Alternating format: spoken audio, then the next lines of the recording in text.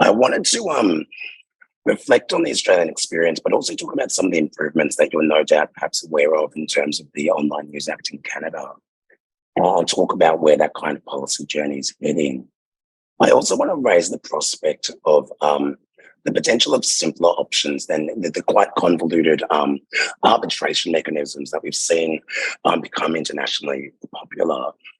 And of course, people are free to ignore my ideas, and I thought I'd end up with some suggestions for implementations if we decide to move forward with the more complex kind of legislation that's been popular in Australia and Canada to date.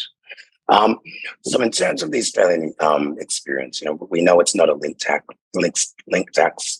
It won't break the internet. And we've heard it's given a lot of money to journalism in Australia. But I think I'd agree with Peter here that the code is still quite opaque. We don't know how much deals are. And I think its first iteration perhaps unfairly just targeted Facebook and Google search, which I think was a bit too narrow. Of course, I recognise it was the first time anybody did this in a very complex political environment.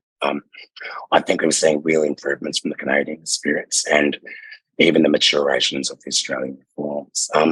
So I think as India starts to consider this reform, I think there's already an opportunity, as others have noted, to look at subsidiaries like Instagram or YouTube, but also consider Apple News and other platforms. We know Meta's moving away from news. We know Twitter is collapsing every week. So I think there's real scope as these reforms are implemented in other countries to keep that question of which platforms should be in the room quite open. I also just wanted to briefly touch on the ministerial designation mechanism of the ACCC led, which, as Professor Sims noted, was the treasurer, or here would be the finance minister. I do find this somewhat arbitrary, even with the wonderful input from the ACCC. I think Canada has kept it quite cleanly, with the platforms having to contact the communications regulator by a certain time period.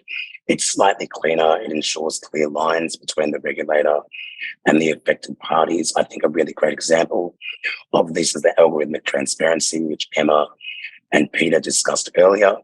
Algorithmic transparency only happens under designation. Since no platforms are designated, there is no need to provide algorithmic transparency.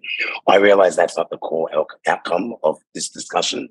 We're interested in the money, but I think it does say something about ensuring those clear lines between the regulator and the parties under effect. I think the wonderful work of Emma at Minderoo kind of speaks to a really critical part of implementation, which Paul also spoke to, that there can be a lack of capacity for small publications to secure a deal without support. Many of these publications were struggling for some time without the wonderful work of the Minderoo Foundation. So, I think it's really critical in implementation to think about small publisher capacity. As Paul mentioned, building those structures around collective bargaining. And this is less about the kind of mechanics of the bill, but really about that implementation piece. I'm afraid I have to agree with Peter here, though, about the question of the opaque nature of the bill. As many people have noted, the value of news is still unclear. Even the leader, Professor Sims, could construct 200 million on the back of an envelope. Media businesses may be happy, but it's still an unanswerable problem. I may be betraying my academic leanings here, but I'm really fascinated in the value of news. It would be great to know what that number is. I think Canada has taken a really good step here with the requirement of an annual independent auditor to actually audit these payments. Our review in Australia, as far as I understand, is just on the initial success of the law. But I think we do need a watching brief on these. I don't necessarily think these deals need to be public, but I think this is a significant intervention by government. And if government and relevant policymakers get an understanding of these deals, what the overall funding space for media environment is, and actually helps us answer this question about what is the value of news, I think that's a really beneficial outcome. Moving on to public interest journalism, I agree with Emma. I think, we can't force this money to go into shoe leather. Paying down debt is absolutely reasonable. But I do think it is a core logic of the bill, and I do take Paul's point that we need to address the kind of ensure that the actual public interest journalism is supported, that, news media outlets are not just taking this and running with it. And I note quite positively of the public commitments of some outlets to actually tell their readers, not in detail, but broadly, what they're doing with this new revenue stream, which I think is really positive. So I'm moving now. Australia tried to really frame it as a market-led law, and Professor Sims obviously noted that. But I think the more I think about this intervention, the more I think this is really about government and journalism working quite closely to secure its future. The Canadian legislation is quite didactic, criteria-based, even more so than the Australian legislation, and really sets clear terms for engagement for these parties. So in a way that leads me to talk about the quite complex nature of these early iterations, noting the designation, not having algorithmic transparency and so on, the complexities of market management, trying to secure support by small publishers to get deals through. This was mentioned in a recent International Institute of Communications conference in Ottawa and shared by my colleague, Professor Derek Wilding, a really rich discussion, again, about platform levies or taxes, a simpler fund to achieve the same goals. Obviously, there's disquiet about, even at arm's length, having government involvement in media, but I think I'd argue government's already in the room. They've made a significant intervention in this relationship already. There's existing kind of history in Australia. So we already levy private telecommunications providers to ensure positive social outcomes by funding a consumer advocacy body.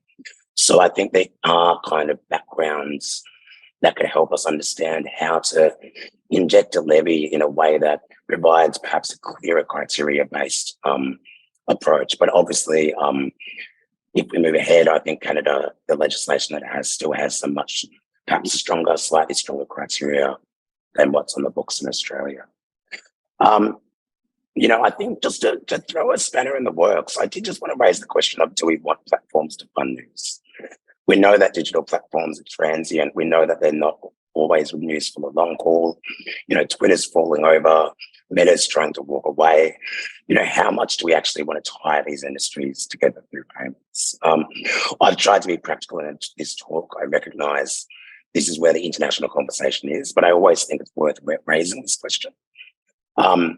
We know that some media were really reliant on social traffic. How much are we going to be reliant on platform funding? And I do take Paul's point, and I really agree with him, that I think, whatever happens in terms of platform payments, I think digital advertising reform is perhaps the more critical area, where ensuring that opaque space of whether it's Google's dominance or third-party advertiser providers is really where a lot of loosening of revenue and securing that revenue could be really beneficial. So I'll just end, presuming we don't want the levy, presuming you don't want to listen to me about digital advertising reform, with some nuts and bolts implementation. I think, like many speakers have said, ensuring that any reform is agile and responsive, I think that criteria-based legislation is critical. I really think it's critical that spending from the reform is reviewed regularly.